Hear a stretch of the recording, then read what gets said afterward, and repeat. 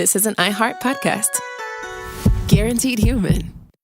Then she says, have you seen a photo of my son? And I'm like, who is this person? Welcome to the Boys and Girls Podcast. Arranged marriage is basically a reality show, and you're auditioning for your soulmate. And who's judging?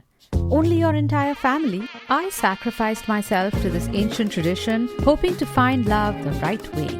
And instead, I found chaos, comedy, and a lot of cringe. Listen to Boys and Girls on the iHeartRadio app, Apple Podcasts, or wherever you get your podcasts. On June 11th, 1998, a deputy from the Los Angeles County Sheriff's Department went missing. Hey, if they'll kill a cop and bury him, what are they going to do to me? What really happened to the missing deputy? Valley of Shadows, a new series from Pushkin Industries about crime and corruption in California's high desert. Listen to Valley of Shadows on the iHeartRadio app, Apple Podcasts, or wherever you get your podcasts. When segregation was a law, one mysterious black club owner, Charlie Fitzgerald, had his own rules. Segregation in the day, integration at night. It was like stepping on another world. Was he a businessman, a criminal, a hero? Charlie was an example of power. They had to crush him. Charlie's Place, from Atlas Obscura and Visit Myrtle Beach. Listen to Charlie's Place on the iHeartRadio app, Apple Podcasts, or wherever you get your podcasts. When segregation was a law, one mysterious black club owner, Charlie Fitzgerald, had his own rules. Segregation in the day, integration at night. It was like stepping on another world. Was he a businessman, a criminal, a hero? Charlie was an example of power. They had to crush him. Charlie's Place, from Atlas Obscura and Visit Myrtle Beach. Listen to Charlie's Place on the iHeartRadio app, Apple Podcasts, or wherever you get your podcasts. Hey everyone, it's Emily Simpson and Shane Simpson from the Legally Brunette podcast. Each week, we're bringing you true crime through a legal lens. Whether you want all the facts on the disappearance of Nancy Guthrie, or you still need to wrap your head around the Diddy verdict, we're breaking it all down step by step. And we're not just lawyers, we're also husband and wife. It makes for some pretty entertaining episodes. Listen to Legally Brunette on the iHeartRadio app, Apple Podcasts, or wherever you get your podcasts. What's warming my globe? I'm Robert Evans. My air conditioning is not currently functioning. So I'm hiding in my basement, which I think, this is a historic moment, everybody, marks the first time a human being has experienced the consequences of climate change. That's me right now. Number one. It is 74 degrees, maybe, in my basement. Upwards of 73 degrees. So yeah, suffering here. Still, I mean, that in a basement that's pretty warm, dog. It's pretty warm for the basement. It might be more like 70 degrees. I don't know what temperatures are, and I'm drinking coffee. Andrew T, how are you doing today? Hi, what's up? How's it going? This is honestly probably the first or second week that me, longtime shorts denier, is wearing shorts. Wow. I've never seen you wear shorts. Yeah, I'm not a shorts person. I wore black jeans to a Dodger game 2 years ago when it was like 110 outside, and I did almost pass out, but I was pretty committed, and now I'm wearing shorts. I have also purchased a pair of shorts recently. Can we not just take this evidence to any climate change denier and be like, Andrew T wears shorts now? I know. That's the proof. Yeah, climate change is a real problem. This is the first evidence anyone has of it. Andrew, it's good to have you back. You are. Thanks for having me. Sophie and I's one of our very, very, very favorite people to have on the show. Yeah. You have been doing a lot of Hollywood. We call you Mr. Hollywood our private conversations because you're such a big Hollywood guy. But you know what other kind of guy you are, Andrew? Is a very funny guy who we like to have on every now and again to talk about bits of history. You and I have talked about King Leopold of Belgium. We've talked about the Andaman Islands. We've had all sorts of fun history conversations. Andrew, how do you feel about the Roman Empire?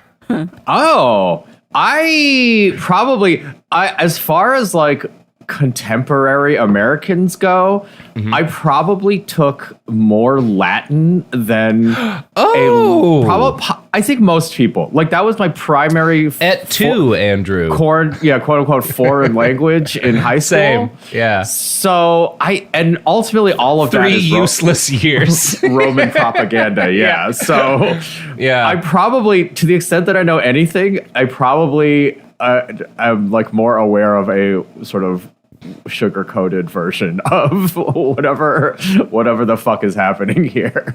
Yeah, we are today we're going to tell the story about how the Roman Republic became a police state, which is quite a tale. I have, we haven't done a lot of ancient history stuff on this podcast for good reasons. Among other things, it's kind of hard to like get good details about people who died 2,000 years ago that aren't just like nonsense propaganda, right? Because it's usually just like some like poem about some king. History is written by the winners, especially when it's like fucking epigrams like left over from the Romans. But also, I feel like the worry is the sliding scale of bastardom through history. I would imagine the trickiest part, because it's like there's sort of like no amount of fascism and or brutality that doesn't eventually get justified by everyone else was doing it. Yeah, what's interesting about I mean that's like it's. Are you going to call like Genghis Khan a bastard? Okay, well then like what? Like sure, but. What is it seems like kind of pointless to be like, and this guy was a king who murdered people, when it's like, well, yeah, they all were. Like, why is that? Like, nobody's like really going, other than some people were better at it. It's not that interesting to talk about them being like shitty. That's not the case. One of the cool things about the Roman Republic is, number one, we've allotted a tale on these guys, and all of it's bad, right? All of our historians are propagandists, but at least there's more than one of them. So you get like this dude rocked and like this dude was terrible story usually. And number two, they're basically exactly the same as modern Americans politically. So you get really modern, like political dick moves from terrible people in a way that's like very familiar. And in fact, like, so we're talking about a lot of the things that led up to the fall of the Roman Republic and like the end of the kind of democratic experiment that had existed there for a few centuries. And this is something that like people are talking about a lot right now. So when you get like history nerds talking about how fucked up politics are in America, they're either going to go back to Weimar Germany, which we've already done, or they're going to talk about the fall of the Roman Republic, which is why there's like three books out. Right? There's like 3 or 4 books that have come out in the last year that are like, here's what the fall of the Roman Republic can teach us about the fall of American, or like what's happening in American democracy. Most of these books are stupid. There is one really good book by podcaster Mike Duncan, who does the Revolutions podcast, called The Storm Before the Storm. That's the one I would recommend if you want to read a book like that. We're not going to mainly be telling that story. Instead, we're going to talk about how Rome invented militarized policing and the first police state and kind of the first FBI, because that's not a history I think most people know, and it's pretty cool. But first, we're going to talk about, well, some guys. Well, we're going to talk about a lot of shit. We're gonna have to cover quite a bit of ground today, Andrew. This is one of the reasons we don't do so many ancient history ones, because it's like, all right, well, if you want to tell this story, you have to go through like 1,000 years of shit. Yeah. Well, also because the audience is like, like me, probably is like not just 1,000 years of shit, but so much backstory and context. So I don't envy you. You have to explain a lot, but thankfully the Romans were pretty entertaining sons of bitches. Not if they were killing or enslaving you, but like sometimes if they were enslaving you. There were some Greeks who had fun with that. So the city of Rome, Andrew, founded on April 21st, 753 BC by 2 brothers who were nursed by a wolf, if you believe the myths that a lot of Romans didn't believe, right? Like, these are like the things that we tell about. Like, then this is what the Romans thought. Like most of them are like, I've never seen a wolf nurse 2 babies. Like I don't think that statue of like two infants sucking on a wolf's breasts is, or udders. You're talking about the statue in my living room, right? Yeah. I have that instead of a television. Yeah. I made it out of macaroni. Yes. Just harrowing stuff if you think about it. Like, just so gross. Yeah, bad for the wolf, bad for the babies. It's not good for anyone. But yeah, this is Romulus and Remus, right? Like that's the legend. There's a good line in I think it's the movie Spartacus where Julius Caesar and I believe it would have been Pompey are like walking around and talking about like they're walking past like a temple and Caesar asks a question like, don't you venerate the gods? And Pompey's like, well, publicly, sure, but privately, I don't believe in any of them. And that's probably how it was for a lot of Romans. Like, I don't think everyone's, like, people aren't lockstep believing these silly-ass myths. But this is the myth, April 21st, 753 BC, which is absolutely not when Rome was founded. Archaeologists know that people have been living in that spot for about 14,000 years. Because very rarely there's just like a bunch of people suddenly arrive at a chunk of land and be like, and now it's a city. Like that's not, yeah. You just have like groups of people farming. Like Rome has a bunch of hills, so you could set up shop on a hill. It's a good place to grow food. You can beat up people if they try to like come onto your property and stuff, because hills are easy to defend. It's just a good place for people to exist up until the present day where it's about to die because there's no water. But for a while, it was a good place to be a person until we invented the car. Yeah, we're changing the good places to be a person. Yeah, everybody's going to have to go, there's not going to be so many Italians in the future. I was just in, right. I guess peninsula life is about to be island life is about to be Atlantis life. Yeah. Whew. I was just in Minneapolis, and there was a real palpable sense of like, we're going to be the new Miami soon. Yeah. Minneapolis is going to be dealing with those 110-degree days. Time to get your beach body on, Midwesterners, or whatever part of the country Minneapolis is. Lakes. Fucking lakes. So even ancient Romans had a lot of competing stories about the founding of the city. Probably most likely, like most of them tended to think that it had been basically like a Greek colonial offshoot. There's later, when Rome becomes an empire, there's this state propaganda line that had been founded by a bunch of Trojan War refugees and a Trojan king named Aeneas. None of that's true either. And it doesn't really matter. What we definitely know is that sometime around the 700s BC, there's this city-state called Rome that kind of comes together, probably from a bunch of different like communities in the area, gradually sort of, merging. And it starts to gain power and influence in central Italy. Now, like most places, it's ruled by kings. And over time, the Latins, who are like a tribe, right? The Latins are a tribe in Italy, and it's because they speak Latin. That's pretty Latins, clear. Or vice versa, but These at this point they're just like primitive tribesmen wandering around Italy. They don't even know that in a couple of thousand years you and I will be learning their language. Badly. Ecce Romani and whatnot. Yeah. Because we got scared by French and didn't want to have the pressure of learning a real language. I honestly cannot get back into the mindset of the bozo. I must have made the decision in middle school to just be like, you know what, Latin. I think I was intimidated by like, oh no, I don't want to have to, because the thing they promised us is you don't have to do like pronunciation tests because nobody knows how a lot of Latin was spoken. I did actually, my senior year of high school, they let me go to the university and take Italian. Which Latin, spicy Latin, did not help me out very much for. So my family is incredibly fucking, like my dad is first generation, like American, like that's how Italian my family is. And we had some relatives when I was a kid come over who spoke only Italian, and because they were old Catholics, Latin. And so when they were in town, my dad, who was also an old Catholic, had to like translate for them, so they would speak in Latin and then my dad would translate to the rest of the family. Damn, dude. Which I think makes this crazy. Well, that was also you're Romulus's heir, basically. Yeah, that's what everybody says. I mean, that was one of the benefits of the fact that like all church services in the Catholic Church took place in Latin, is that like you could have people from like England and Spain and fucking Portugal all in the same room, and they might not speak each other's languages, but they all know Latin, right? Because they have to in order to do the Jesus stuff. So anyway, you get these Latins hanging around, and these are the people who are going to become the Romans, but at the time they're just like some other group of assholes in Italy, and these dudes called the Etruscans are much more powerful.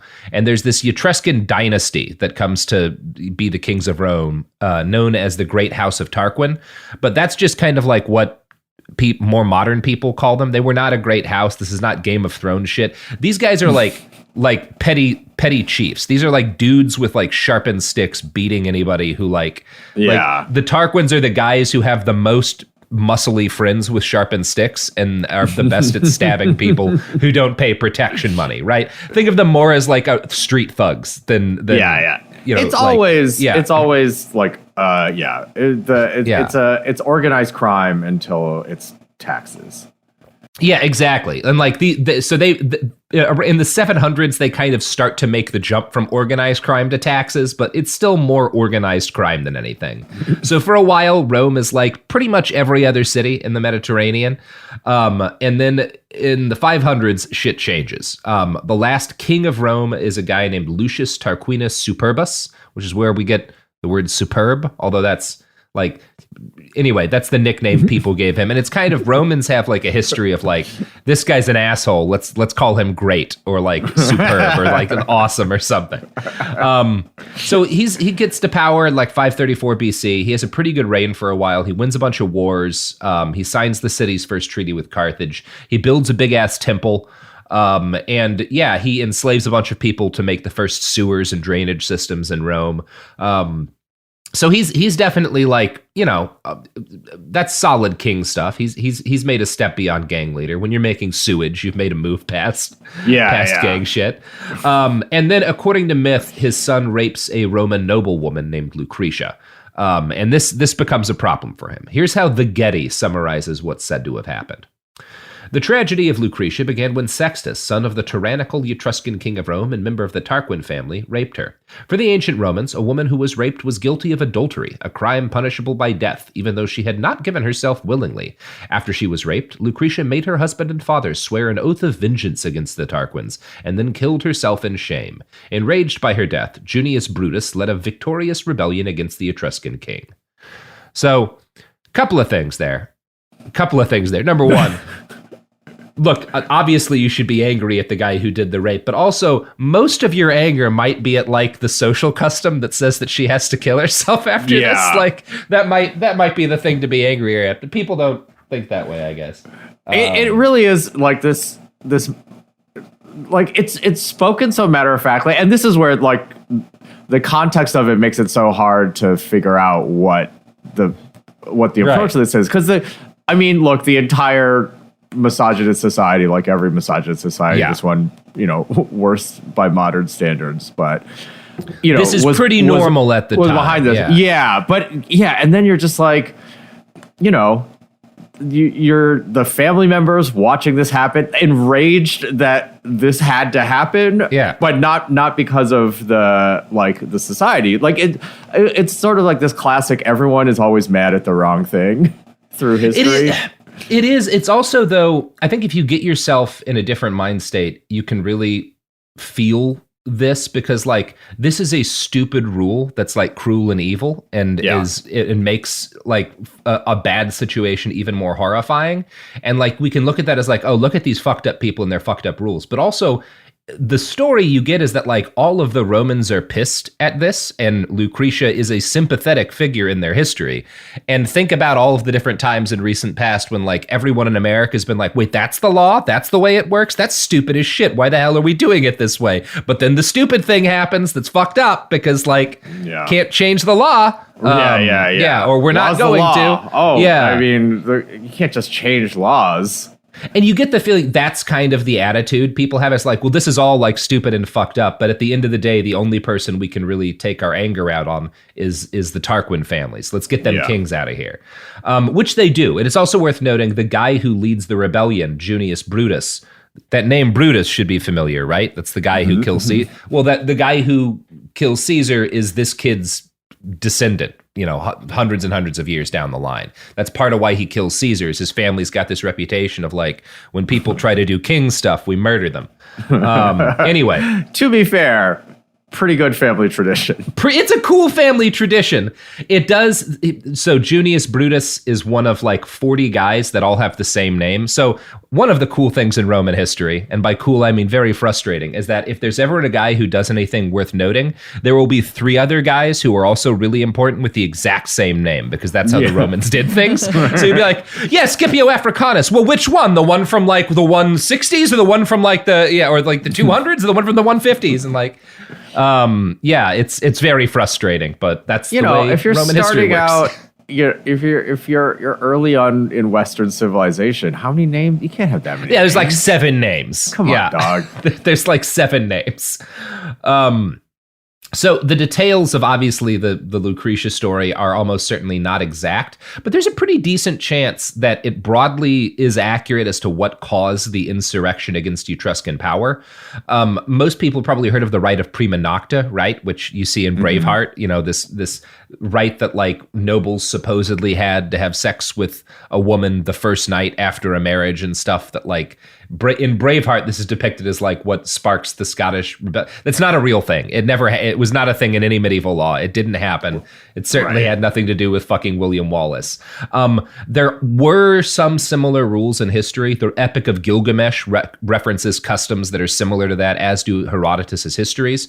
And we know that around this same period, at least one other Italian city revolted from Etruscan control because their women were abused. You often don't get a lot of detail about this. Just somebody notes that like they were angry about something the Etruscans had done to their women, and so like there's a war and they win, and right, and it is that's history. I mean, it's often angry that they're doing the thing because you were supposed to be doing the thing, but well, it's just like military occupations haven't changed. There's a long, ugly history of like when the U.S. occupied Japan, rapes by U.S. service members and stuff that caused a lot of problems. And it's a thing everywhere. It's a thing in Iraq. It's a thing all throughout history. So whatever the excesses of Rome's last king, they kick out that last dude, Tarquin, and a republic is founded in 509 BCE. And it was not a super different government in a lot of ways from the ones that our quote unquote founding fathers established.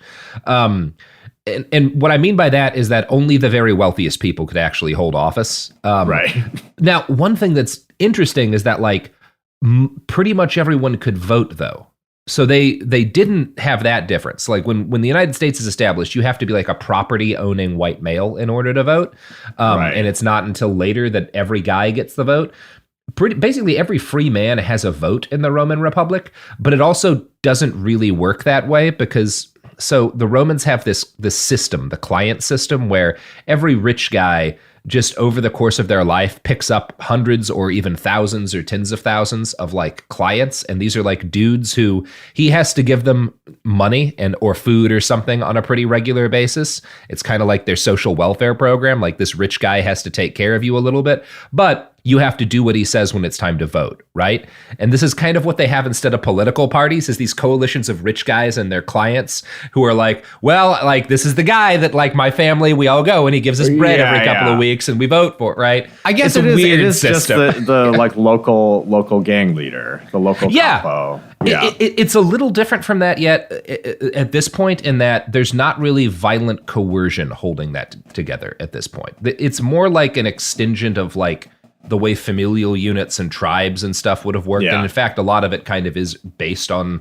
tribal stuff, I guess from a bit they're earlier. Probably likely. Probably maybe not. I make that point because these are going to turn into street gangs. This absolutely ends with street gangs of people murdering each other, but it doesn't really start that way. It was like almost it's like the same as the Electoral College or like it's exactly like the Electoral College. Yeah. And we in America need to get to the point where our Electoral College is just several hundred people beating each other to death with saps in the street. We're getting closer every day. I know. I'm waiting for it. I got a fucking baseball bat with a nail through it. I'm down. Let's become electors. Do you put the nail, like a big nail, through when you're making a spiked bat? You got a couple of options. So I mean, I think one of the better ways is you just kind of like hammer the nail in through the edges and stuff, so you get a couple of different nails poking out. Yeah. Another thing you could do, you can actually like get long screws and just like screw with like a drill through a couple of areas of the bat, and then put them. That'll help you. Like that's a little bit easier. A fun thing to do is you get some like JB Weld or epoxy or something. You cut little runnels in the sides of the bat. You jam razor blades in there, and then you're kind of making like a maquahital. Anyway, I think I know what that is. Is that the stick with like the? It's like what the Aztecs used. It's like the stick with all the obsidian, but instead you're using dollar store razor blades on a baseball bat. Yeah. All right. All right. Anyway, I'm not as crafty, but I just got an electric drill, so I'm like, maybe I can do this. Sorry to interrupt. The spark in your eye when I asked you how to make a spiked bat. It's a little much. I knew you'd want that one. Yeah, one of these days, that's we'll get back to the roots of Western democracy, and I'll be able to have a street fight with my homemade razor bat. So you got all these. So the Roman Republic, 509 BC, and we don't exactly know what all of the rules were at the start of the Republic because they were unwritten. So their constitution is like, it's not put down anywhere. It exists only in the memories of the oldest rich people. So it's kind of like all of the rules are like whatever the old people say they are. Again, very similar to our current system in a lot of ways. Yeah. What did Thomas Jefferson think? What did Thomas Jefferson think? Oh, now the Senate parliamentarian is a thing that matters. Like nobody thought about this before, but suddenly it's a huge problem. So this caused problems over time, which I know will surprise you because those patricians are like, they're basically nobility. At the start of the Roman Empire, they're all of the rich people whose like families have been powerful for a long time. They are the ones who kind of get to tell everyone what the Constitution says effectively. And people start to be like... That is very American. It's extremely American. These are the most American... The Roman Republic is the most American thing that ever existed. So the plebes, the poor people, or at least you could call them the regular people, start to be like, well, this doesn't seem like a very good system. Like if we're supposed to be a republic, it kind of seems like this is a bad way to do things. It also, over time, as the republic goes on, it starts to change like the wealth situation. So the patricians are like noble because of their birth, but they're not necessarily rich. Because number one, they have all these obligations. So they have all these clients that they have to like pay and feed. And they have all these, like when they get political office, that often means they have to throw parties for everybody in the city or like big religious festivals. So a lot of them are fucking broke all of the time. And this class of merchants rises up who aren't noble, but they have a bunch of money. And they're like, well, we're the ones paying for everything now, like one way or the other. And we're like buying these patricians and having them do stuff. Why don't we get to like hold political office or have any kind of power? And part of like what's fucking these patricians over is that the only way that they can acceptably make money is like either going to war and conquering shit or like agriculture. It's kind of considered gross for them to be in business. So anyway, shit starts to change in Rome and you get this like wealthy class of people who are like plebeian but have money. And over time, like the folks who are not patrician get increasingly angry and, you get your riots and you get people threatening each other in the streets. And then in 451 BC, they force the patricians to commission a series to actually write out a constitution where they're like, okay, we're going to actually like lay out what the rules are in a way that people can see, as opposed to us just being like, oh yeah, I remember the way it's supposed to be. I remember how the law works. So because it's the past, they just like hammer a bunch of rules into big bronze tablets, 12 of them, and stick them in the center of town. So that if you want to know what the law is, you just like walk up to the bronze tablets and read them, which is a fun way to do it. Now, like all democratic compromises, the new written constitution codified extraordinary powers for the wealthy. Most of it dealt with debts and debtors, and noted that in the event that a debtor was ruled to have failed to like pay a debt, he would have to be basically after 3 days or so, he would either be executed or sold into slavery. So like debt's a serious thing. And this is on a separate point, something that like Cory Doctorow and a couple other people will make a point of is that like the Romans were the first people to be like, debt is a thing that exists forever for you and eventually like your family, as opposed to like every 20 years we have a jubilee and there's no more debt. The Romans, because they have this entrenched power structure that actually holds, you don't have like a king who might be like, well, every 20 years or so I'm going to do a jubilee because then people get their debts cleared and they like the king more. Now the people running it are like all of the rich people, and they're like, well, no, we're never going to wipe people's debts. Why the fuck would we do that shit? And so that's where that whole process starts in history, which is fun. That's the source of our power. Right. Yeah. Right. As opposed to, when it switched from largesse to money, you know what? Making me miss kings, Robert. Yeah, well, it's not entirely a good thing that they get rid of theirs, I guess. The Constitution also enshrined incredible powers for Roman men. The paterfamilias, or the head of each family, was essentially a little dictator. So we don't have a king, but like if you're the daddy, you have the absolute power of life and death. So number one, deformed children have to be killed immediately. That's one of their. That's like their First Amendment in ancient Rome. Which, you know, it's the past. And fathers have the power of life and death over their children and their wife. So you can, as the father, execute your kids or other members of your family anytime you want to. Yeah, the classic law of I brought you into this world, I can take you out.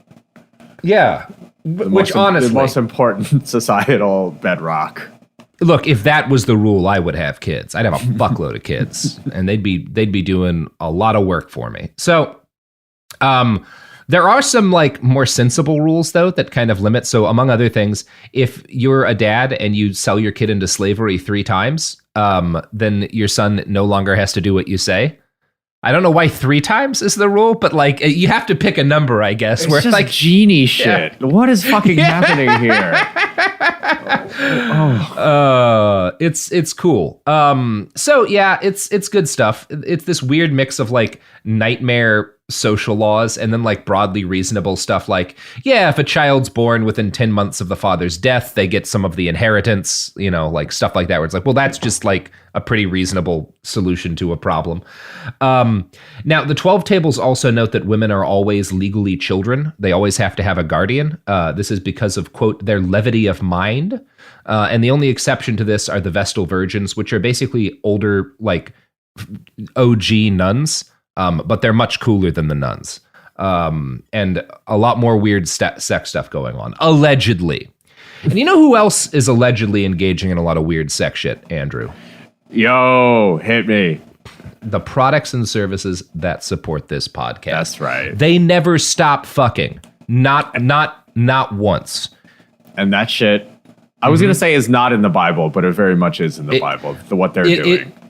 Most of what they're doing is in the Bible, but they go off the map every now and then. You know, it's going to enter any situation it goes into cock first, and you don't know what's going to happen. Like they're just gonna they live to penetrate. That's actually the corporate motto. We live to penetrate. I was going to ask you which sponsor you were specifically referring to, and then I realized that you already had one in mind, and that sorry, Chris. Good luck with that bleep. I know you love it. I would love a Bible that has like a map of the Bible parts, the parts of the Bible story, like like any edition of Lord of the Rings or whatever, just like a little map at the front page. Yeah. I don't know. They should do that. They probably do. Almost 30 years together, 4 kids, and some of reality TV's most unforgettable moments. we know a thing or two about living life out loud. We're taking you behind the scenes in our new podcast, Between Us, with me, Heather Dubrow. And me, Terry Dubrow. Between Us isn't about perfect lighting or curated Instagram grids. It's the unfiltered, behind closed doors conversations you wish you could eavesdrop on. Equal parts smart, funny, and a little bit scandalous. Every week, Heather will bring you an unapologetic take on the headlines, the trends, and the cultural moments everyone's texting about. And Terry will deliver insider beauty, health, and wellness insights you won't find on TikTok. Together, we'll tell the stories, spill the secrets, and share the hacks that keep life, marriage, and everything in between feeling fresh and fun. We may live in a gated community, but there's zero gatekeeping here. And plenty of did they just say that moments? Listen to Between Us on the iHeartRadio app, Apple Podcasts, or wherever you get your podcasts. Hey everyone, it's Emily Simpson and Shane Simpson from the Legally Brunette podcast. Each week, we're bringing you true crime through a legal lens. Whether you want all the facts on the disappearance of Nancy Guthrie, or you still need to wrap your head around the Diddy verdict, we're breaking it all down step by step. And we're not just lawyers, we're also husband and wife. It makes for some pretty entertaining episodes. Listen to Legally Brunette on the iHeartRadio app, Apple Podcasts, or wherever you get your podcasts. This is Ryder Strong with a podcast called The Red Weather. In 1995, my neighbor, Anna Trainer, disappeared from a commune. It was nature and trees and praying and drugs. So no, I am not your guru. And back then, I lied to everybody. They have had this case for 30 years. I'm going back to my hometown to uncover the truth. You can now binge all episodes of The Red Weather on the iHeartRadio app, Apple Podcasts, or wherever you get your podcasts. On June 11th, 1998, a deputy from the Los Angeles County Sheriff's Department went missing. It's an all-out manhunt for John Auget. Every search and rescue team in LA County has been called in to help. Within days, tips started flooding into the Sheriff's Department. The rumor around the drug scene was that a deputy was taken care of. Is this the story of a man who just got lost in the desert? Or of a cover-up inside the nation's largest sheriff's department? A homicide captain saying, "Detective, do not find out if this guy's guilty or innocent." Who does that? Valley of Shadows, a new series from Pushkin Industries about crime and corruption in California's high desert. Do you have any advice for us while looking into this disappearance? I wouldn't do it alone.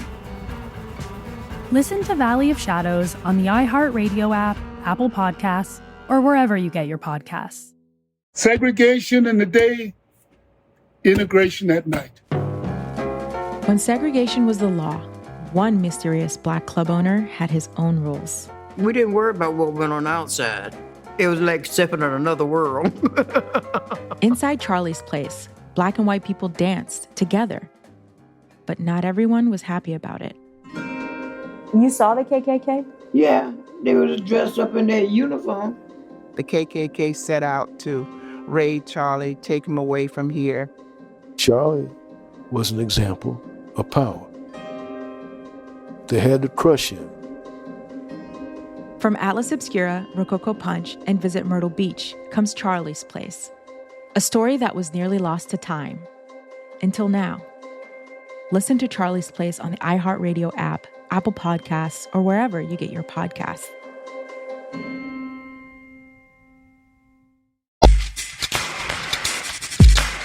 So there's this broad understanding that political violence is undesirable. And there's actually not, as far as we can tell, it doesn't seem to have been a thing that happened very often in the early republic, right? Like when people had political disputes, they didn't murder each other generally, which is a big thing, right? In this period of time, if you've like gotten to that point in your society, that's pretty cool.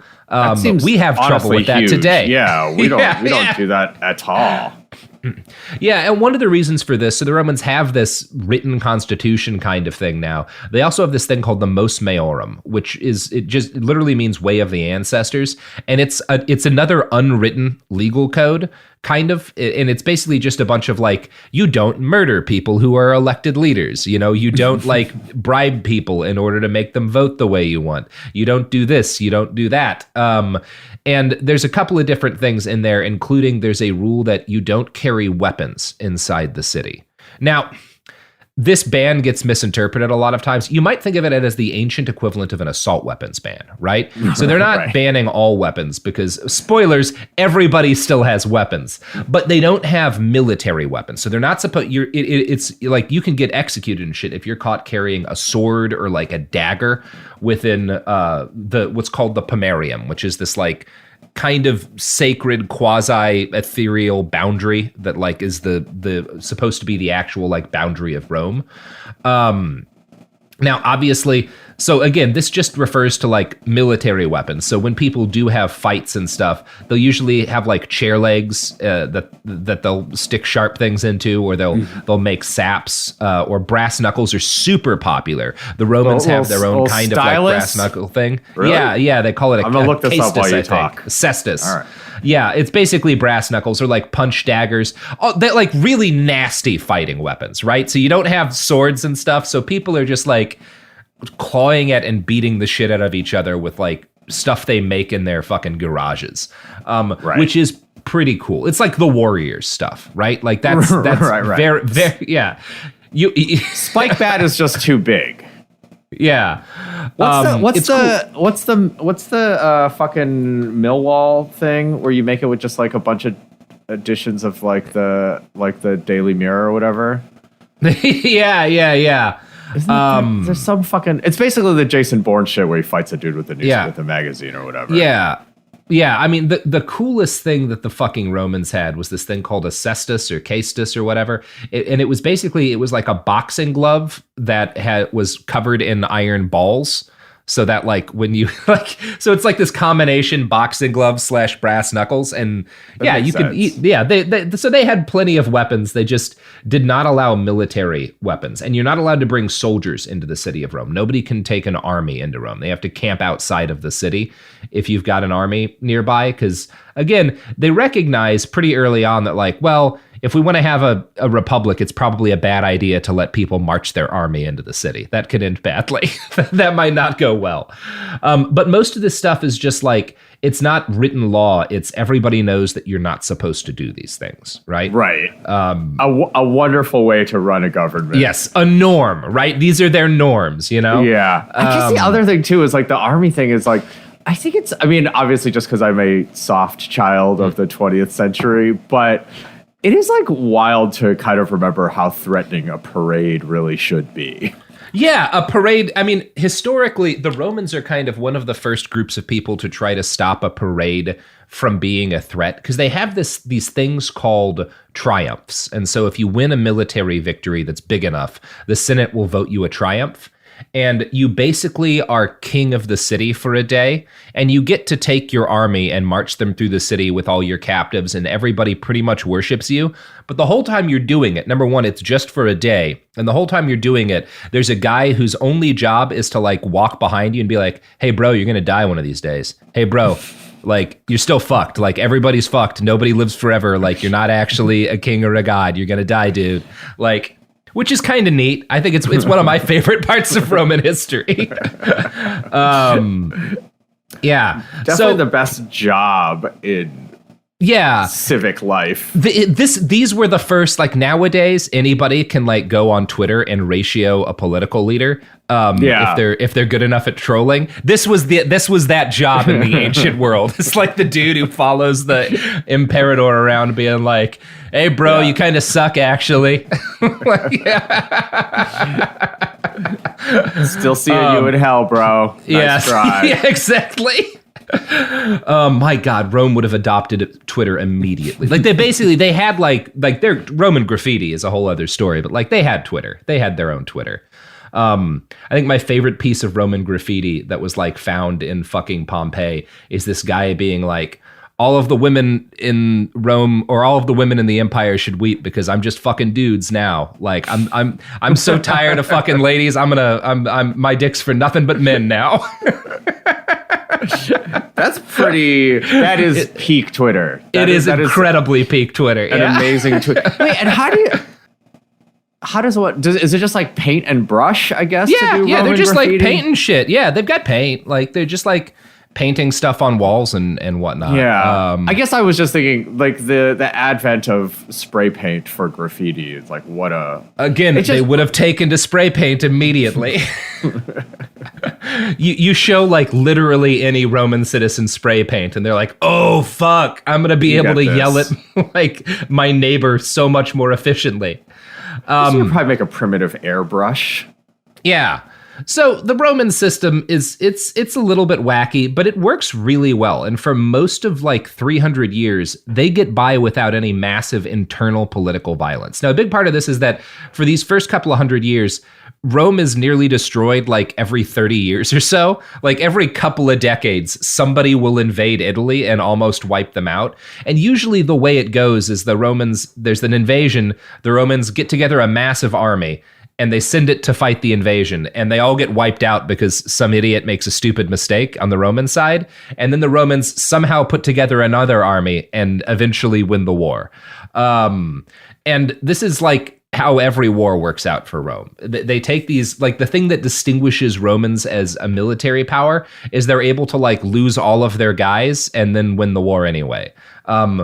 Which is like a mixed sort of reputation to have militarily. A good example of this would be the Pyrrhic War from 280 to 275 BC. The gist of it is that the Romans go to war with a bunch of Greek cities in southern Italy, and those Greek cities are like, hey, we need help, and they call to this Greek king over in Greece called Pyrrhus, and he invades Italy to like fuck up the Romans.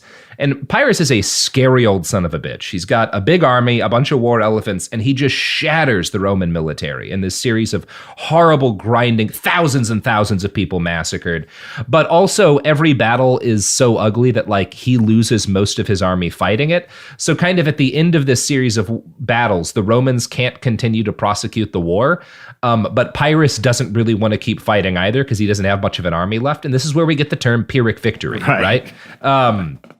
So he like goes to Rome and he's like, hey guys, y'all are fucked. Let's do a peace deal.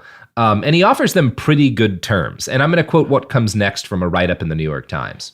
When the Senate convened to debate the offer, an old blind senator named Appius Claudius was carried into the Senate House by his sons. As the chamber fell silent, he stood to chastise his colleagues. I have, he said, long thought of the unfortunate state of my eyes as an affliction, but now that I hear you debate shameful resolutions which would diminish the glory of Rome, I wish that I were not only blind but also deaf. By giving in to Pyrrhus, Claudius warned, the Roman Republic would only invite more outside powers to mess with it. Low as the odds of victory might be, Rome had no choice but to keep fighting. And they actually somehow win. Pyrrhus, like, yeah, it's a whole thing. He tries to bribe a bunch of his way out of like fighting them more, but it doesn't work. And yeah, this is a somewhat idolized version of events of how like Rome beats Pyrrhus, and it's based on the writings of a guy named Edward J. Watts, who is one of these historians who's written a book about the Roman Republic to talk about the collapse of the United States. Right. Yeah, but as kind of biased as his take on things is, it is worth noting that like what they build really works. Like as flawed as we're going to talk about all of the flaws as it is, the Romans create this political structure that's able to like repeatedly almost get wiped out in disastrous military defeats and not lose wars. And part of it is because everybody's got skin in the game. The entire ruling class is out there fighting whenever there's a war, along with like all of the, and in fact, most of the people fighting are people with like property. The Roman army, you have to pay for your own weapons. So poor people are not fighting. It's basically like the middle class and the rich people who are actually like going to war.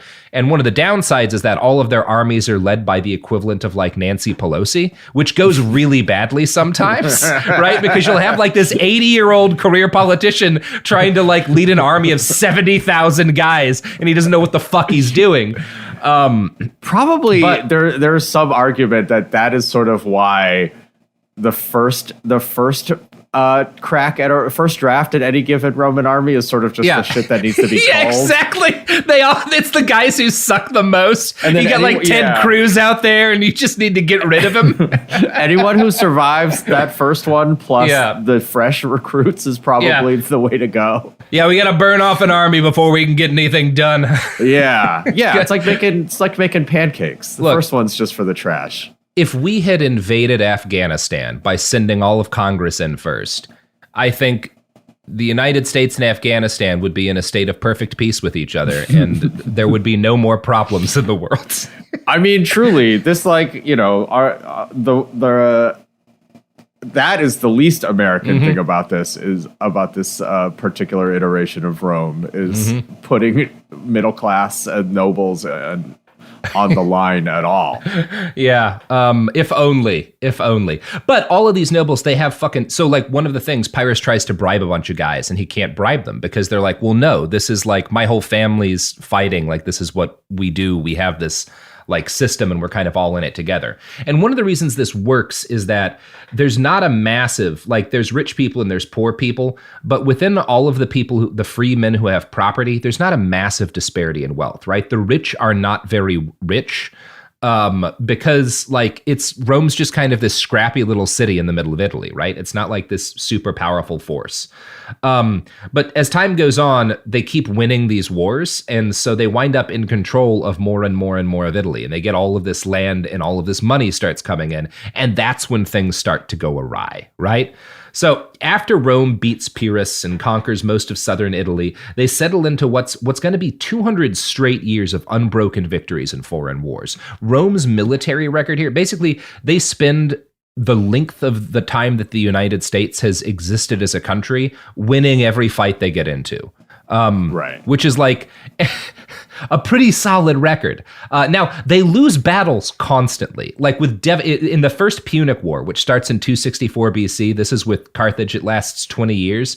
Like, to tell you how silly some of their wars go. So this war starts with Rome going to Sicily to fight Carthage, and they win there. They invade North Africa, and they win what might be the largest naval battle in all history, still to this day. Like, if you listen to the historians, then it was like 300,000 people or so, all fighting in boats. And again, this is like 2,300 years ago. Yeah. It's fucking wild how like many people that they could put together at this point. But they win this series of battles. They win these naval battles. Carthage sues for peace, and Rome refuses to like have peace. So Carthage keeps fighting and then beats them and like shatters a Roman army. So Rome has to send a fleet to evacuate the remains of this army that's gotten its ass kicked in Africa. And then the entire fleet and 100,000 men all die in a storm, like heading back to Italy. That kind of shit happens constantly to the Romans, and it just never stops them. Then you've got the Second Punic War, which starts in 218 BC. It also lasts like 20 fucking years. And there's like, we've talked about the Battle of Cannae, which is one of the most famous battles in history. Hannibal, you know, the elephant guy, encircles their army and kills 50,000 Romans in a day. It's like 10% of the male population of the Republic. Yeah. He like wipes out, including like 8 senators, like a significant percentage of the Roman. It's like if the United States had like 10% of its male population and half of its political class wiped out in a battle in fucking Afghanistan. Like, it's a bad day for them. And they just do the same thing they always do. They make more guys senators, they make more guys soldiers, and they send them back out to fight, right? Yeah. And it's fine. But while these wars are going on, and they win these wars, they win the First Punic War, they win the Second Punic War, they get control of Sicily, they get a bunch of influence and power in northern Africa. They take control of all of Spain in the Second Punic War. Like, Rome is now running Iberia. While all this is going on, a couple of other things are happening. One is that a lot of Roman soldiers are dying, right? Like, shitload, because Nancy Pelosi's very often the battlefield commander, and she's not very good at that. And since these are like the Roman middle class, right? Most of them are small, independent farmers. They have enough money to buy their own weapons and armor and stuff, and sometimes even horses. And so the system that they set up works really well when war means you have to like walk 2 days to like fuck with this town across like the river from you. But when you're going to war for 20 years and your army is all of the guys who make your food, then it becomes a problem, right? Are you seeing like the flaw in the Roman social system? But also, it's like, I mean, and this I guess is the thing that's like distressing, is like you'd hope what this would do is lead towards like more measured wars and like, you know, with some no. It's simply the opposite. It's we're seeing it obviously in our time also. It's like we will simply let society crumble rather than admit we are wrong. And that's what happens, because here's the thing. If you were to have less wars, well, the only ways that the nobility can make money is war or taking a bunch of farming land, right? Because they're not allowed to have businesses. They're not allowed to be merchants. And if they don't get to have more wars and massacre more generations of Roman boys, then the merchants who aren't nobles will have more money than them and nicer houses. Do you see why this is a problem, Andrew? Right. I know. And it's so just like, but like, instead of being like the custom is weird and we could just diversify our ruling class's economy. Look, at the same point, nope. We're going to kill all the farmers. I'm all for restricting our ruling class's economic sources of income. So what do I know? It is interesting that if you look at the two longest lived republics in history, which is the Roman Republic and now us, in both of them you have this group, this hereditary nobility who are like, well, if we're going to stay rich, we're going to have to kill the middle class. we're gonna have to get rid of those people. So yeah, you start to get these serious problems where like these farmer soldiers are spending like 5 years at a time out on campaigns in like fucking Africa or Spain, which is quite a distance from Italy when you have to walk it, right? Like they are far as fuck away. And a lot of people listening probably are not farmers. I'll let you in on a secret about farming. If you don't do anything to your farm for 5 years, it is no longer a farm. It's just the woods. And that causes an issue. So these soldiers are spending like half a decade at a time, you know, in addition to like whatever injuries and trauma they suffer, they come home and their farms are ruined and they can't afford to like put them back into shape.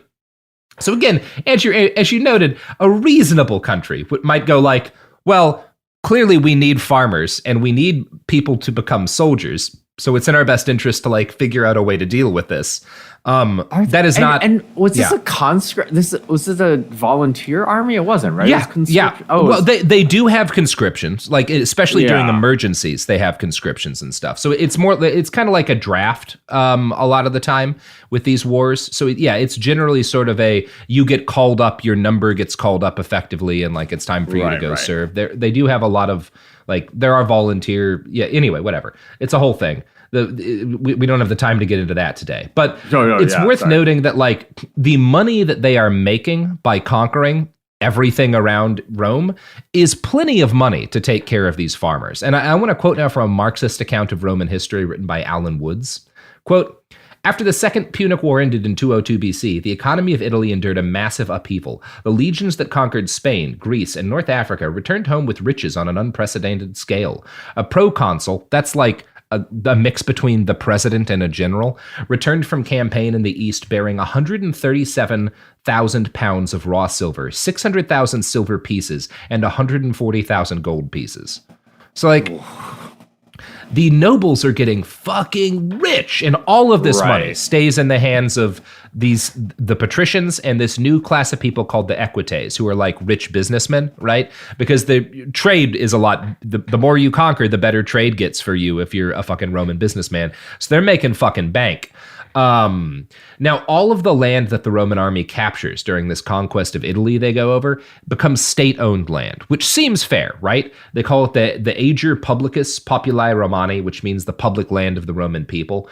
And over time, the Senate votes to allow people to own parcels of this public land in perpetuity as long as they work it, right? So that's how initially like soldiers get rewarded, is you get some of this public land and you can start a farm on it, and that will allow you to have like a degree of economic independence.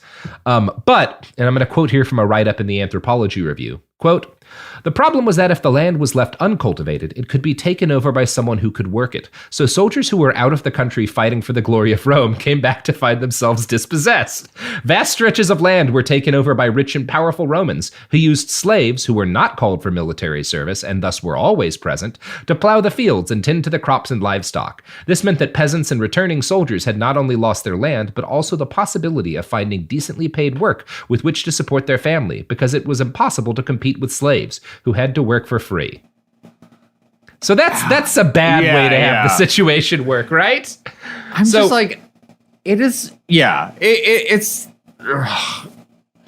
I guess it's like all things, it's just cobbled together from like tradition and like this is what happened last time. Well, just like the fact that, well, I want to be rich. I want to be richer. Yeah. Nothing really matters more to me than personally being richer. So let's do whatever gets me the most money in the short term. And I will never back down. Mm-hmm. This system can't change because this is absolutely how it's always cannot. worked for us. Yeah, and again, people at the time note that this is like bad. Like there's a decent number of people in the Roman political structure who are like, hey guys, this is going to be a problem, as we have in the United States, who are consistently being like, this is not a good way to do things. Because they're noticing that all of these formerly independent freemen, the veterans who had like conquered the world for Rome, are winding up as almost like homeless in the city of Rome itself. Like they have no work, no way to make money, and they just kind of swell the city because the state will give them food when they're in the city, kind of. Like it's the only thing they can do is kind of become clients to some fucking rich guy or whatever. And you know, basically exist to provide a vote for a rich man and live marginally on the edges of society. So as you can imagine, the fact that like the only way for a lot of these poor people to get any kind of support at all is to like vote for whatever guy has the most money and thus can give them food, it makes this political system twist even more in favor of the wealthy, right? Inequality becomes a serious problem in the Roman Republic. Now, again, a lot of people recognize this as an issue. And in his wonderful book, The Storm Before the Storm, Mike Duncan writes, quote, as early as 195, Cato the Elder warned his colleagues, we have crossed into Greece and Asia, places filled with all the allurements of vice, and we are handling the treasures of kings. I fear that these things will capture us rather than we them. Every few years, the Senate would attempt to rein in the ostentatious displays of wealth, but the resulting limitations inevitably went unheeded and unenforced. By fatal coincidence, the Roman people, at the same moment, both acquired a taste for vice and obtained a license for gratifying it. Yeah, it's the way it always goes, right? They're no different from us. Oh God, yeah. We just have phones. Yeah, and it's interesting. Karl Marx, when he writes Capital, is specifically looking at this period in Roman history. He bases a lot of his conclusions off of like what the history that he's like reading about what happens in the Roman Republic. And he writes in Capital, quote, it requires but a slight acquaintance with the history of the Roman Republic to be aware that its secret history is the history of its landed property, right? That like, and essentially what he's saying is that like you have this vision of what the Roman Republic was that like dudes like our quote unquote founding fathers have, where they're just like masturbating over these like austere figures. And then you have the reality, which is that, yeah, this venal, corrupt landholding class is choking out the middle class and the poor in order to make their already vast fortunes even larger. Vaster, yeah. Yeah, and destroying the entire state as they do it because they care about nothing but increasing the amount of wealth that they have. It is like parasites on every level, obviously. Yeah, but it's good stuff. Yeah. Jesus. You know who else is a parasite on every level, Andrew? I'm gonna find out. The sponsors of this podcast, absolutely blood-sucking ticks, just guzzling the life out of your veins. Sophie, is that a good way to lead to ads? Is that gonna make them happy? That's the only way you can lead into ads, my friend. Excellent. Almost 30 years together, 4 kids, and some of reality TV's most unforgettable moments. we know a thing or two about living life out loud. We're taking you behind the scenes in our new podcast, Between Us, with me, Heather Dubrow. And me, Terry Dubrow. Between Us isn't about perfect lighting or curated Instagram grids. It's the unfiltered, behind closed doors conversations you wish you could eavesdrop on. Equal parts smart, funny, and a little bit scandalous. Every week, Heather will bring you an unapologetic take on the headlines, the trends, and the cultural moments everyone's texting about. And Terry will deliver insider beauty, health, and wellness insights you won't find on TikTok. Together, we'll tell the stories, spill the secrets, and share the hacks that keep life, marriage, and everything in between feeling fresh and fun. We may live in a gated community, but there's zero gatekeeping here. And plenty of did they just say that moments? Listen to Between Us on the iHeartRadio app, Apple Podcasts, or wherever you get your podcasts. Segregation in the day, integration at night. When segregation was the law, one mysterious black club owner had his own rules. We didn't worry about what went on outside. It was like stepping in another world. Inside Charlie's Place, black and white people danced together. But not everyone was happy about it.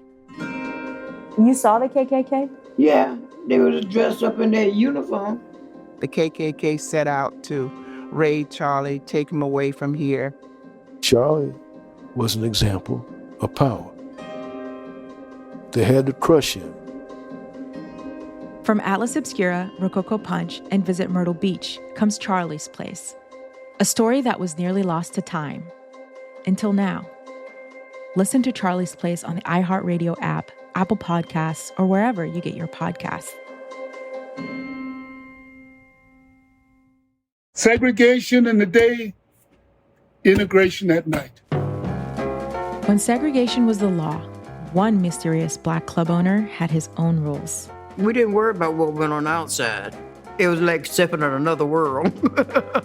Inside Charlie's Place, black and white people danced together. But not everyone was happy about it. You saw the KKK? Yeah, they was dressed up in their uniform.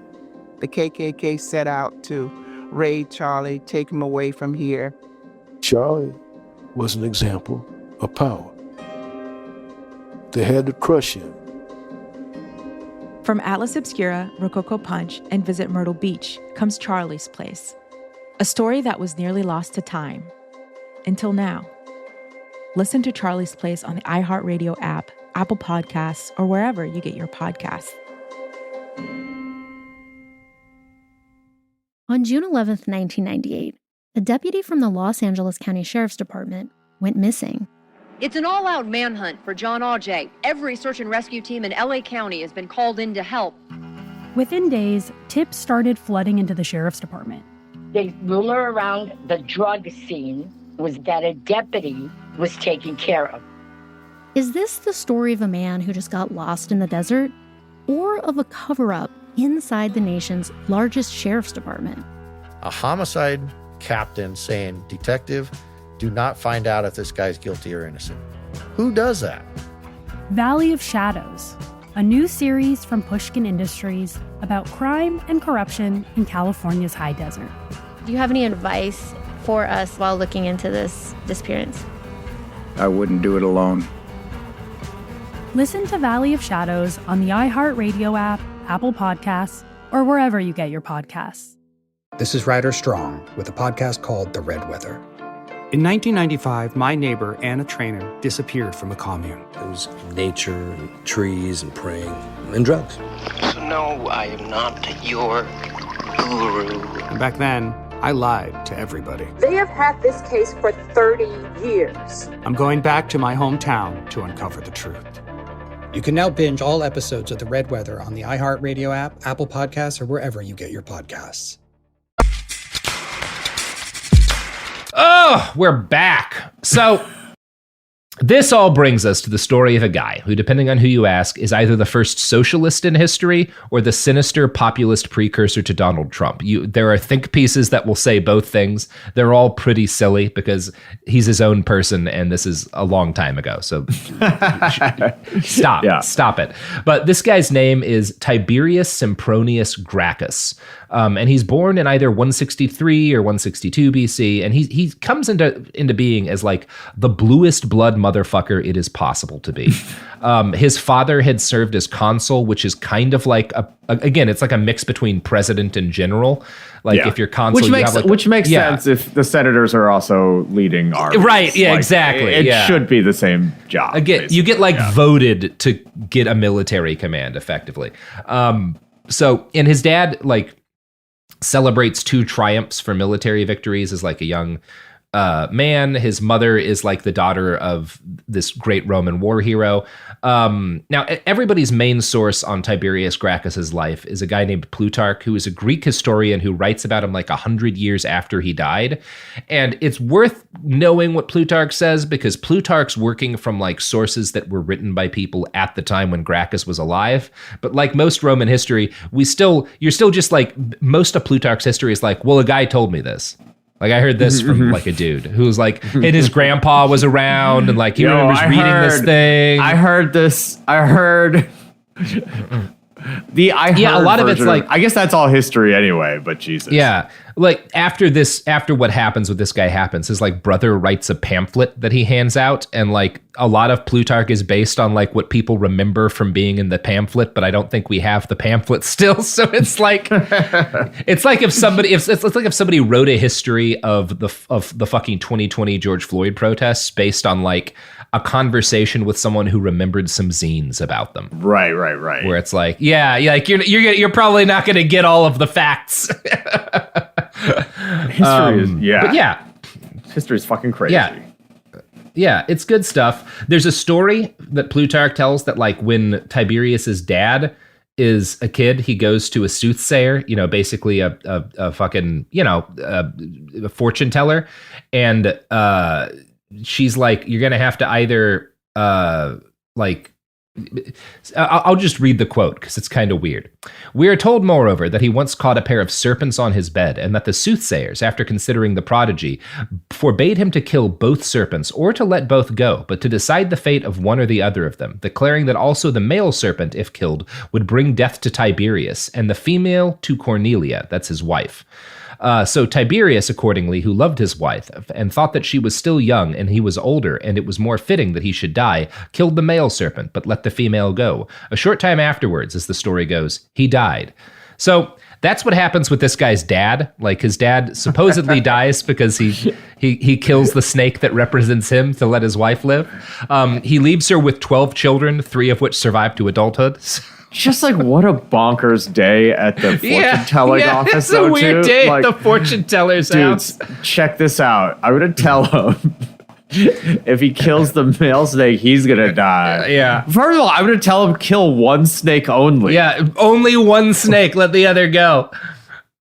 They had to just be. I assume the fortune teller colleagues are just all fucking with each other. Oh, yeah. I mean, they're fucking high as shit. They are unbearably lit. So Cornelia takes charge of the children and the estate.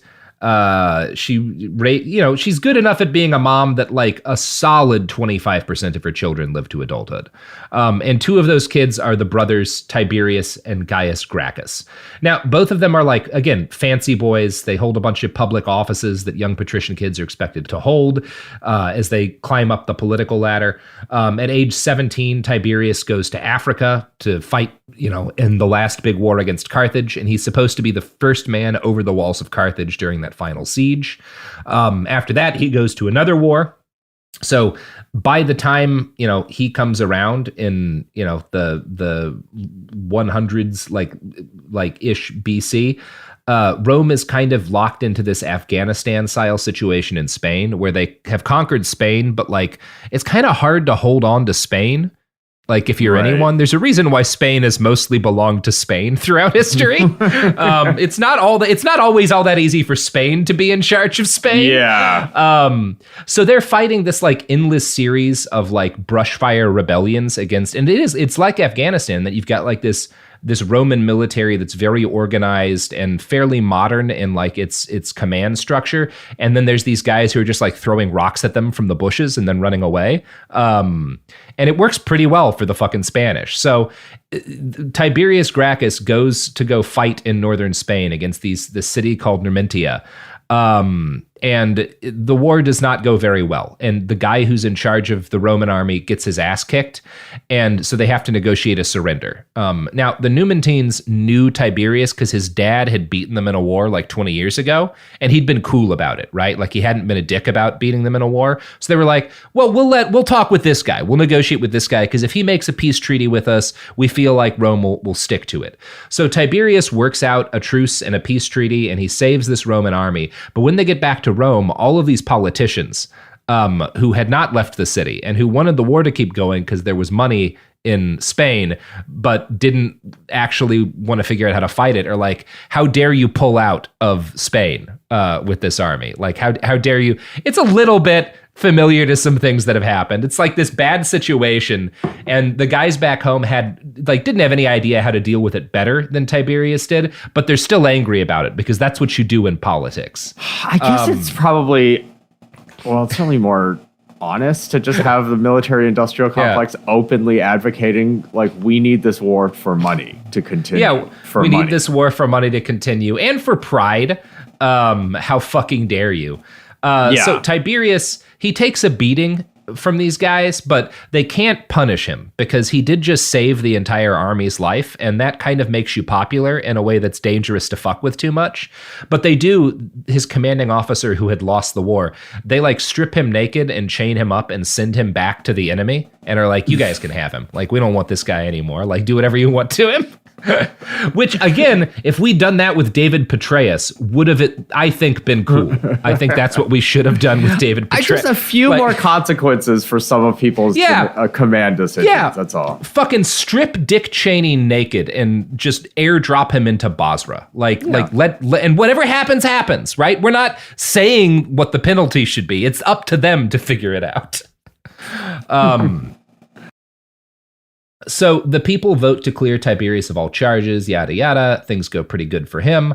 And this is like what you might call a pretty decent start in Roman public life. And as he's, there's a story that later gets told that, like, while he's kind of going back and forth between Spain and Rome, he's like walking around the countryside and he notices, quote, he notices basically that, like, there's nobody here. There's no Romans here. It's all slaves. All of these farms are worked by slaves. All of the actual free people are like desperately poor because they've all lost their lands. They're just like huddled in these shanties at the edge of town. And like, oh, wow, it kind of seems like we've done a terrible thing and destroyed the class of people who have made like our success possible. This is probably a problem, right? So again, basic observation. So he decides to set up this policy to reform the public lands of Rome, to make it impossible for individual rich guys to buy up huge tracts of land, and to guarantee that small freeholding farmers will continue to be the core of Roman society. Now, the way the popular story gets told, it's just Tiberius who like sees these poor farmers who are dispossessed and has this idea to fix everything. That's not really true. The reality is that this block of senators had been working for years to figure out a way to reform the land system to fix this problem. And Tiberius is just kind of like, he's young and he's popular. And these senators are like, you're the guy to be like the fucking front man, right? Right. Which I guess is how a lot of big political reform has to work. Yeah. It's, again, a fairly modern seeming story. So they come up with this plan where they're going to limit the amount of public land that any individual can have to 330 acres. Now, this is like too harsh for the rich people, and so they start howling.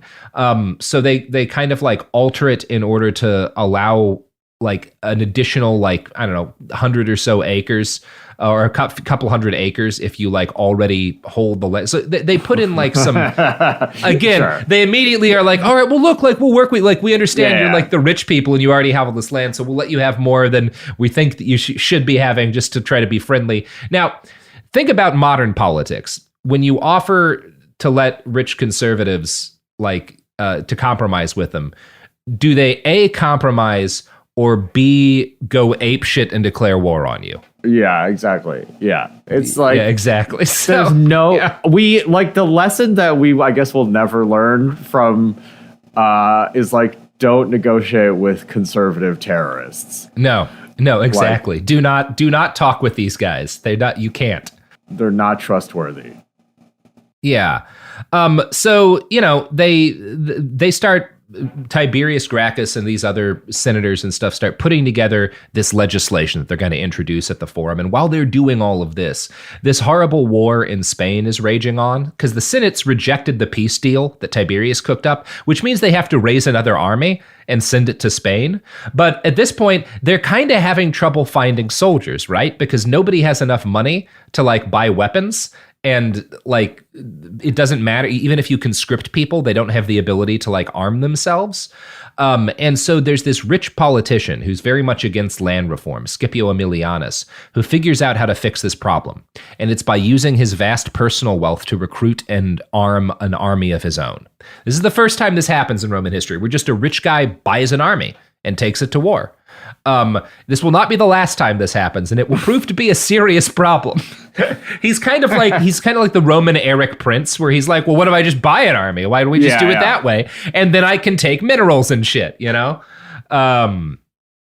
So this guy Aemilianus is, again, super against the land reform bill, and he's one of the big people organizing against Tiberius and his bloc. But once he leaves the city to go fuck with Spain, he can't do anything politically. There's no sending messages back effectively. So once he leaves the city with this army he's bought, Tiberius and his rivals take this law that they've built and they put it on the docket, and they which literally means that they go to the middle of the city and they're like, hey guys, we got a fucking law to vote on. Everybody show up and let's vote our asses off. Gather round, motherfuckers. Now, since most of the Senate is against land reform, Tiberius and his allies decide to present the bill directly to the assembly, to the voters, without letting the Senate debate it. Now, this was not illegal. You did not have to present a law to the Senate first and let them debate it. But the Mos Maiorum, this unwritten set of agreements, says that you don't propose a law to the public without letting the Senate debate it, right? So this is the first big break with political tradition and decorum. And it's from Tiberius' side. They're like, well, no, fuck the Senate. We're just going to take this one straight to the people. So the rich people are like, okay, well, I guess fuck all of the things that we used to do. Now there's no rules, right? So we're just gonna fucking do it. Yeah. You went nuclear, and guess what? Now we're gonna do that too, right? And he does go nuclear, because when Tiberius goes up and he's like, hey guys, I want to take all of this land that only the rich people have, that's supposed to be all of our land, and give it to all of you. And this makes people very excited, right? It's such a big deal that because basically he gets up and he announces this and says in a couple of weeks, we're going to have a vote on it. And so all of these poor citizens start flooding out of the city and finding their relatives who are living on the outskirts of town or in other towns and bringing them in. And so suddenly thousands and thousands of people start heading into Rome, including Italians, people who are not Roman citizens, but agree with this land reform bill because fuck the rich people in Rome, who show up and are protesting. Basically, they're showing placards, they're announcing their support for this thing. Obviously, Rome does not have mass media the way we have it, but they do have this forum, which is Times Square mixed with C-SPAN and also a 90s era mall. Right? It's this big stage with shops around it. And it's not even that big a stage. And if you're doing politics, you stand up there and you talk to people about what you're trying to get them to do. So every day Tiberius is up there while they're waiting because they're say, we're going to have the vote in, X number of days. Right. So, and that's to give everyone time to get into the city, because you have to physically be there to vote. So while he's waiting for everyone to get in town, he's speaking every day. And I'm going to quote again from Plutarch here about that's describing one of his speeches.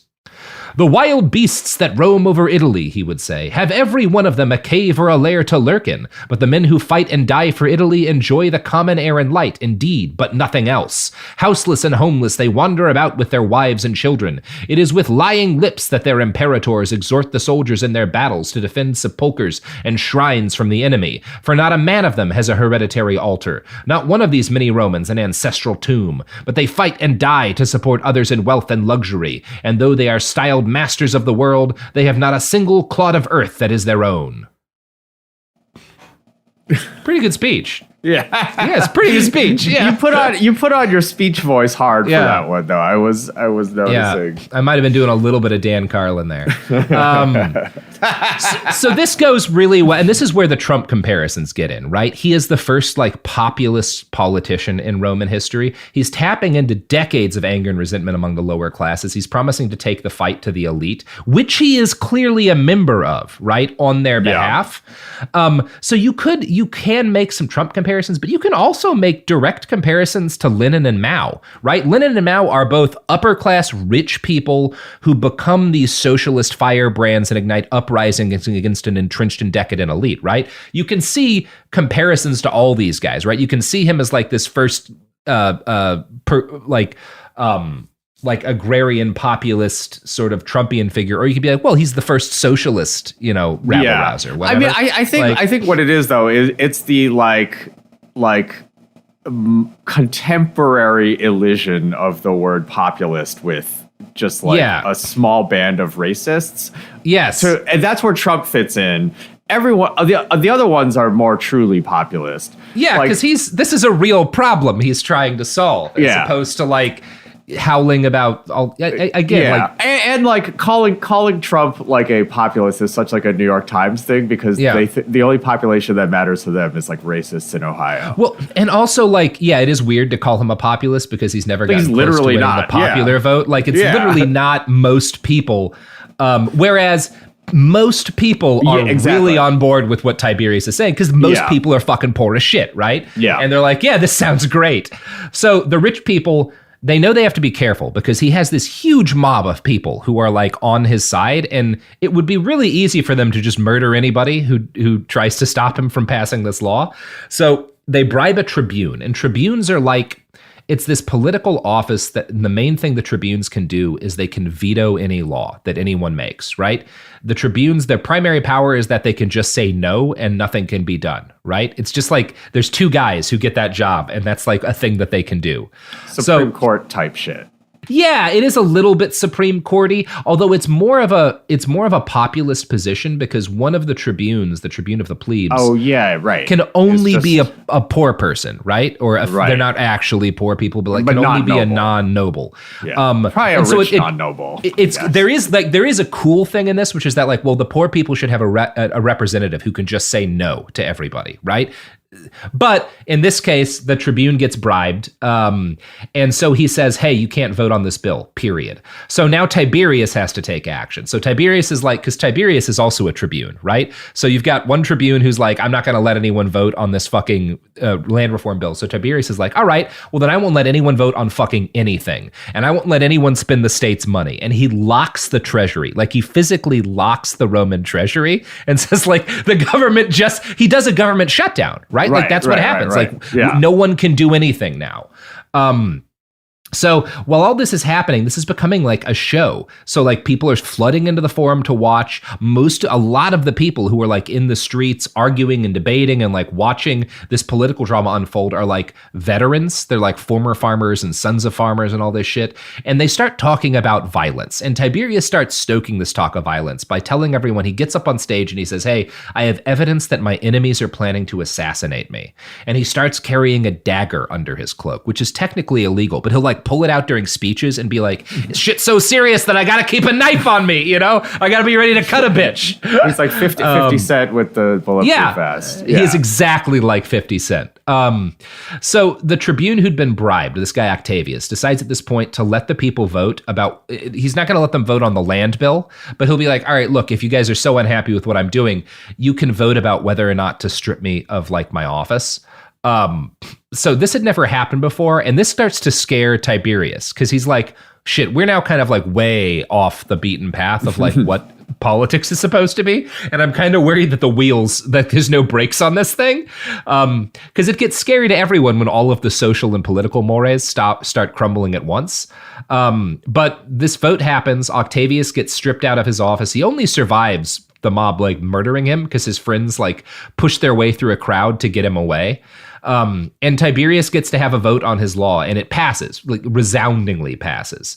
Now, when the law passes, they have to set up a state commission to like redistribute this public land. And so his enemies, these rich people, are like, well, we won't vote to actually pay any funds for the commission to redistribute public land, so you can't afford to do anything with this new law.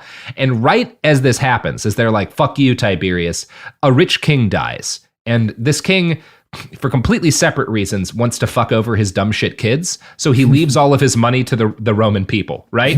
So Tiberius is like, all right, you're not going to fund me. Well, this guy left his money to the Roman people, so I'm just going to use his money to fund this land reform commission.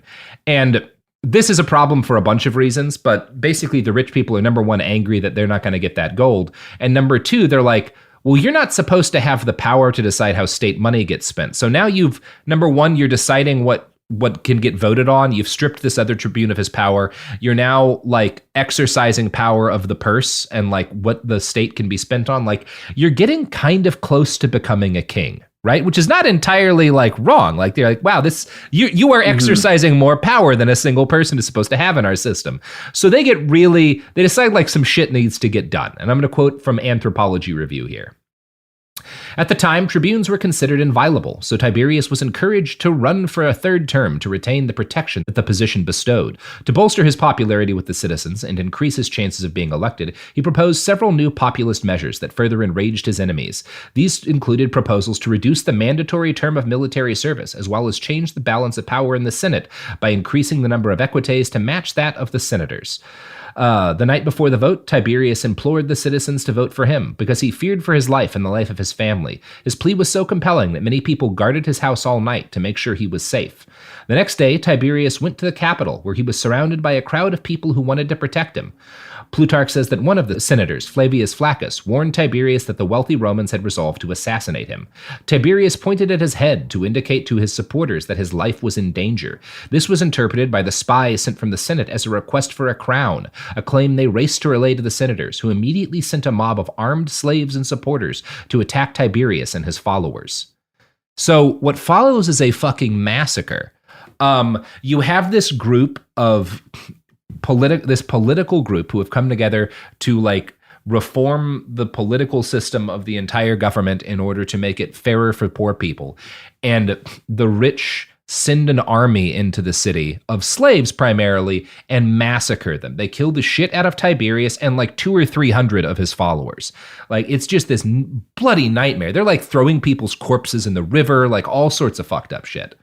Now, after they massacre all these people, they pass most of the reforms that he had suggested, which is another thing that happens repeatedly in Roman history. Like they'll have a civil war and they'll massacre the other side, and then they'll do what they asked for anyway because it's a good idea. Right. So a lot of his reforms happen, but by killing him and all of his followers in the middle of town, a seal has been broken, right? And the Republic is never the same after this. I'm going to quote from a write-up in the New York Times here.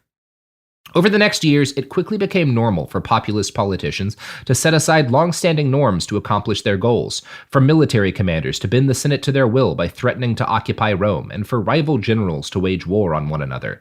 Within a generation of the first political assassination in Rome, politicians had begun to arm their supporters and use the threat of violence to influence the votes of assemblies and the election of magistrates. Within 2 generations, Rome fell into civil war. So that's good. And yeah, that's. Yeah. I mean, don't especially want to think about. I guess that. I mean, that is also just the American thing of like, look, if not that our official like armed services are not just basically militias for the powerful, but codifying it that way feels like. Ugh. Hey. You learned where this is going because in part 2, part 1 is about how Roman politics turned from this like cordial thing where violence was not common to we will murder anybody who tries to fuck with the money. And part 2 is about how they create the FBI. Hell yeah. Can't fucking wait. This is grim as fucking usual. Thanks. Mm-hmm. Andrew, you got anything to plug before we roll out of here? Yes, actually, this Saturday, the 20th, my podcast, Yosis Racist, is doing a show in Austin, Texas. So if you're in Austin, please come out. But yeah, find me. Yo, is this racist? I'm Andrew T. Well, you know, it's funny because your podcast is Yo, Is This Racist? But we're talking about the Romans, and racism didn't exist yet. They didn't have it. They literally hadn't figured out how to be racist yet. That hadn't been invented because we also had not invented British people. Right, and they also had a lot of other shit to fight about. Apparently, they sure did. Yeah, but not racist. Woke kings, the Roman Republic. Woke proconsuls. Yeah. All right. Well, until next time, up yours, woke moralists. Behind the Bastards is a production of Cool Zone Media. For more from Cool Zone Media, visit our website, coolzonemedia.com, or check us out on the iHeartRadio app, Apple Podcasts, or wherever you get your podcasts. Then she says, have you seen a photo of my son? And I'm like, who is this person? Welcome to the Boys and Girls Podcast. Arranged marriage is basically a reality show, and you're auditioning for your soulmate. And who's judging? Only your entire family. I sacrificed myself to this ancient tradition, hoping to find love the right way. And instead, I found chaos, comedy, and a lot of cringe. Listen to Boys and Girls on the iHeartRadio app, Apple Podcasts, or wherever you get your podcasts. Hey everyone, it's Emily Simpson and Shane Simpson from the Legally Brunette podcast. Each week, we're bringing you true crime through a legal lens. Whether you want all the facts on the disappearance of Nancy Guthrie, or you still need to wrap your head around the Diddy verdict, we're breaking it all down step by step. And we're not just lawyers, we're also husband and wife. It makes for some pretty entertaining episodes. Listen to Legally Brunette on the iHeartRadio app, Apple Podcasts, or wherever you get your podcasts. When segregation was a law, one mysterious black club owner, Charlie Fitzgerald, had his own rules. Segregation in the day, integration at night. It was like stepping in another world. Was he a businessman, a criminal, a hero? Charlie was an example of power. They had to crush him. Charlie's Place, from Atlas Obscura and Visit Myrtle Beach. Listen to Charlie's Place on the iHeartRadio app, Apple Podcasts, or wherever you get your podcasts. On June 11th, 1998, a deputy from the Los Angeles County Sheriff's Department went missing. Hey, if they'll kill a cop and bury him, what are they going to do to me? What really happened to the missing deputy? Valley of Shadows, a new series from Pushkin Industries about crime and corruption in California's high desert. Listen to Valley of Shadows on the iHeartRadio app, Apple Podcasts, or wherever you get your podcasts. When segregation was a law, one mysterious black club owner, Charlie Fitzgerald, had his own rules. Segregation in the day, integration at night. It was like stepping in another world. Was he a businessman, a criminal, a hero? Charlie was an example of power. They had to crush him. Charlie's Place, from Atlas Obscura and Visit Myrtle Beach. Listen to Charlie's Place on the iHeartRadio app, Apple Podcasts, or wherever you get your podcasts. This is an iHeart podcast. Guaranteed Human.